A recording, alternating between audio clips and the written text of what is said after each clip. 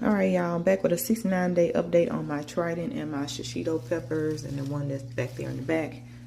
2 Shishitos. Let's move. And this Shishito and 1 Trident. All right.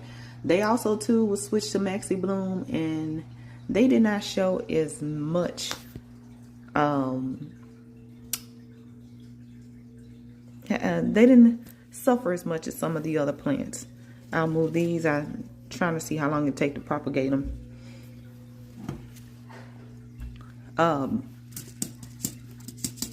But this one still has its flower, and it actually produced a flower.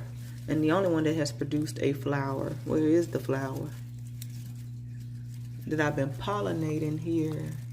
It's hiding down in there. There you go, y'all. For the twice a day, every day. And I've been pollinating the whole plants, and you can do that just by kind of shaking them, or taking, like I got an electric toothbrush and I put it to the back of the flower petal. But anyway,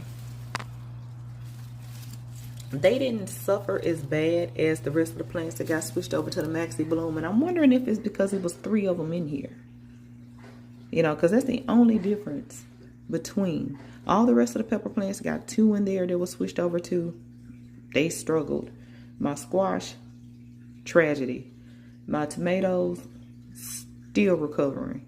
But these seem to have done okay. Now, they wasn't the best. They did have yellowing and tearing and all of that, but they was not to the extreme as the other plants. And I'm just wondering, it's because it was more in here. I'm not sure, but either way it go, I did switch them out. And they're on the Flora series by General Hydroponics, but they on a modified one. I'm not going to use it just quite as directed with that 3-part system, because I did substitute it with some of the General Hydroponics Cool Bloom.